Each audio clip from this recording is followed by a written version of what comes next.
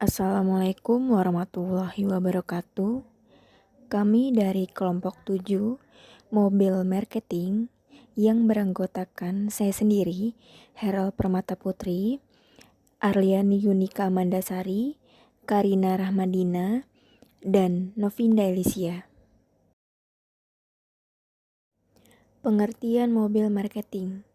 Mobil marketing adalah suatu strategi marketing digital multi-saluran yang digunakan untuk menjangkau audiens target melalui smartphone, tablet, atau perangkat seluler lainnya, melalui situs web, email, SMS, dan MMS, media sosial, ataupun aplikasi lainnya.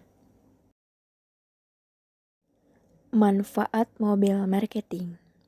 Yang pertama, mudah dibuat dan cepat untuk dieksekusi. Dalam artinya, mobil marketing adalah sesuatu yang mudah dibuat dan cepat untuk dieksekusi. Dalam contoh, jika kita ambil menggunakan SMS atau post notification, maka pesan yang diterima oleh target audiens akan lebih cepat dibandingkan dengan media lainnya. Yang kedua, tidak memerlukan biaya untuk mencetak. Dalam arti, Anda hanya perlu menyiapkan konten teks dan gambar atau video, selanjutnya akan disebar melalui SMS atau email. Dan yang terakhir, respon pengguna yang cepat. Dalam arti, menjadi salah satu keuntungannya adalah respon pengguna yang cepat. Hanya mengirimkan SMS atau email bisa berinteraksi langsung dengan audiens. Rata-rata respon rate untuk mobil marketing adalah 15%, sedangkan TV, radio, atau media cetak hanya 2%. Selanjutnya yaitu ada jenis-jenis strategi mobile marketing yang bisa dicoba dalam mempromosikan produk. Yang pertama itu ada pemasaran berbasis aplikasi atau app-based marketing. Dalam pemasaran berbasis aplikasi ini tentu dibutuhkan aplikasi seluler. Pengiklanan tidak perlu repot membuat aplikasi untuk mempromosikan produknya, karena banyak layanan yang disediakan oleh Google. Dengan menggunakan layanan tersebut, bisa membantu pengiklanan membuat iklan seluler muncul dalam aplikasi milik pihak ketiga. Lalu yang kedua, ada pemasaran di dalam games atau in-games marketing. Yang dimaksud di dalam games adalah iklan-iklan yang biasa muncul ketika kita sedang bermain games. Munculnya iklan saat sedang bermain games biasanya dalam bentuk spanduk iklan atau banner pop-ups, iklan dengan gambar penuh, full image ads (ADS), atau bahkan iklan dalam bentuk video ADS. Semakin bagus kualitas games yang ada, semakin banyak peminatnya. Dengan banyaknya ketertarikan tersebut, pemasar mencoba memanfaatkan para pecinta games dengan menyajikan penawaran khusus untuk produk atau layanan dengan iklan dalam game. Lalu yang ketiga, ada pemasaran dengan kode QR atau Quick Response Codes Marketing. Kode QR adalah kode batang yang dapat dibaca oleh smartphone dengan kamera. Ketika pengguna smartphone mengambil gambar kode QR, kita akan diarahkan ke satu halaman di situs web. Promosi bisnis menggunakan kode QR adalah kesempatan yang bagus, karena saat ini hampir semua orang memiliki smartphone. Tentunya, dengan menggunakan smartphone tersebut, mereka menginginkan informasi yang instan dan akurat.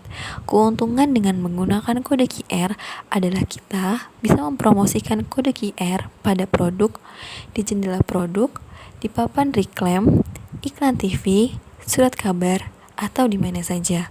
Lalu yang keempat ada pemasaran berdasarkan lokasi atau location based marketing. Pemasaran berdasarkan lokasi adalah strategi pemasaran langsung yang menggunakan lokasi berdasar perangkat seluler atau GPS untuk mendistribusikan konten atau layanan berdasarkan lokasi pengguna relatif terhadap area atau bisnis tertentu. Pemasaran berbasis lokasi membuat asumsi tentang kebiasaan dan preferensi mereka berdasarkan lokasi mereka.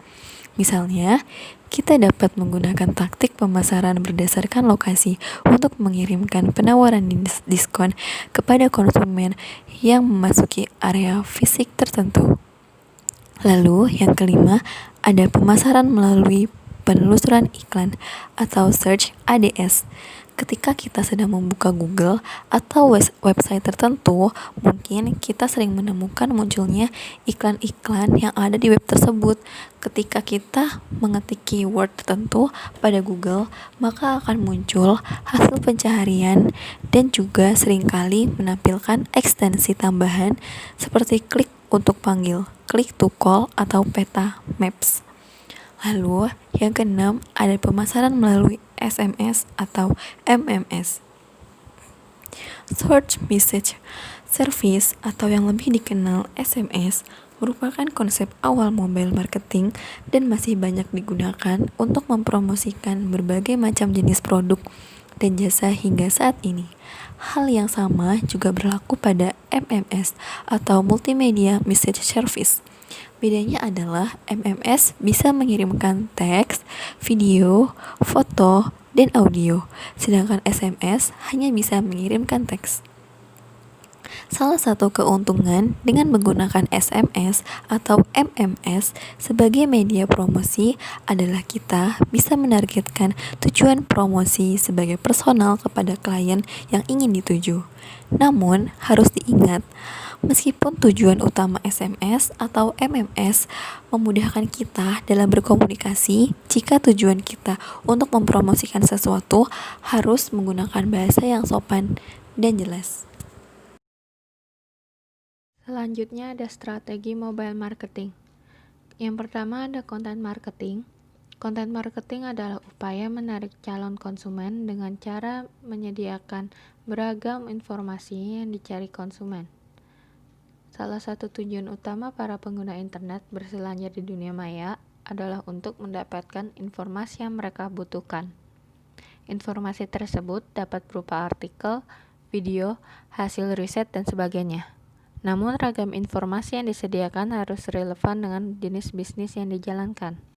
Yang kedua ada mobile marketing. Salah satu strategi pemasaran di dunia maya yang sedang ngetren adalah mobile marketing. Mobile marketing adalah strategi pemasaran yang mengarah pada calon-calon konsumen yang sering berinternet menggunakan perangkat mobile seperti handphone dan tablet. Para pebisnis harus mendesain ulang website bisnisnya agar ramah jika diakses dengan gadget mobile. Menurut data berbagai sumber, saat ini rata-rata jumlah konsumen yang membeli produk lewat ponsel mencapai 30-40%. Yang ketiga ada continuous marketing. Pemasaran berkelanjutan ini menekankan pada promosi dalam jaringan media sosial. Jejaring sosial seperti Facebook dan Twitter menjadi jalur utama dalam melaksanakan continuous marketing. Selain itu, agar sukses, para pebisnis juga hendaknya menganalisis berbagai data, misalnya seperti demografi, feedback konsumen, opini, dan lainnya untuk menemukan konsep produk bisnis yang diinginkan konsumen. Yang keempat ada integrated digital marketing, yang merupakan strategi pemasaran dengan memanfaatkan dan menyatukan segala komponen sumber daya digital yang ada. Hal tersebut sebagai cara untuk memperkuat efektivitas pemasaran. Sinergi antara blog, kampanye brand, media sosial, dan sebagainya harus berkolaborasi secara real time untuk menjangkau konsumen yang bervariatif. Lalu yang kelima ada visual marketing. Visual marketing mengedepankan bagaimana menciptakan objek visual yang dapat mewakili produk yang ditawarkan. Menurut kata pepatah, satu gambar bisa mewakili 1000 kata. Saat ini, visual marketing menjadi semakin mudah dilakukan di dunia maya berkat adanya berbagai situs sharing seperti YouTube, Pinterest, Instagram, Vine, dan lainnya. Kreativitas membuat gambar-gambar yang memorable merupakan salah satu prasyarat untuk sukses menjalani strategi pemasaran visual. Lalu yang terakhir ada personalized marketing. Personalized marketing atau juga biasa disebut dengan istilah one-to-one marketing adalah strategi pemasaran dengan mengedepankan bahwa setiap personal konsumen adalah unik sehingga perlakuan untuk masing-masing konsumen berbeda-beda. Dapat kita lihat pada cara kerja sebuah situs toko online yang menampilkan produk-produk yang dijualnya berbeda-beda untuk masing-masing user, baik berdasarkan target lokasi, track minat dan hobi, umur, gender, dan sebagainya. Dengan cara demikian, maka pemasaran akan lebih tertarget. Namun, untuk melakukan hal itu, tentu ada software khusus yang harus dimiliki oleh toko online. Selanjutnya adalah keuntungan mobile marketing, yaitu perangkat online mobile marketing dapat meningkatkan hubungan yang erat dengan pelanggan, dapat membuat waktu lebih relevan, dapat hadir di mana-mana, dapat memberikan kesadaran tempat, dan dapat meminimalkan kesalahan dalam targeting dan meningkatkan dalam pengelolaan data. Berikutnya yaitu kelemahan mobile marketing. Yang pertama adalah biaya awal yang dibutuhkan cukup tinggi. Jadi meskipun jangkauan untuk pemasaran online ini sangat luas, namun biaya awal yang dibutuhkan untuk sebuah situs bisa saja tinggi. Semua itu termasuk biaya perangkat lunak yang diperlukan dan hardware serta biaya untuk pemeliharaannya. Selanjutnya, media online ini hanya digunakan sebagai referensi pembelian offline. Jadi masih banyak nih para pelanggan yang menggunakan media tersebut hanya untuk memiliki informasi lebih lanjut mengenai produk dan mereka akan lebih memilih untuk membelinya secara offline. Jadi hanya digunakan sebagai bahan referensi saja. Selanjutnya, banyak para pelanggan yang tidak mahir menggunakan internet. Nah, faktor dari banyaknya para pelanggan yang tidak mahir menggunakan internet ini dapat menyebabkan kita sebagai penjual kehilangan para pelanggan kita. Dan selanjutnya yaitu membutuhkan suatu perhatian konstan dan pemantauan lebih. Karena adanya aturan perubahan perdagangan yang terus berkembang dalam pemasaran online, semua itu pastinya membutuhkan suatu perhatian konstan dan pemantauan demi memastikan bahwa strategi pemasaran online yang kita jalankan ini tidak terlihat out of date atau bisa dibilang sudah kadaluarsa. Dan selanjutnya yaitu rentan terhadap segala kegiatan penipuan. Jadi, kerugian terbesar dari pemasaran online merupakan kerentanan terhadap segala kegiatan penipuan. Banyak sekali website yang tidak sah terlihat di situs-situs asli dan mereka merampok uang para pelanggan. Spamming juga menjadi salah satu tantangan terbesar bagi pemasaran online dan data rahasia pun akan dengan mudah dicuri oleh hacker. Sekian presentasi dari kami.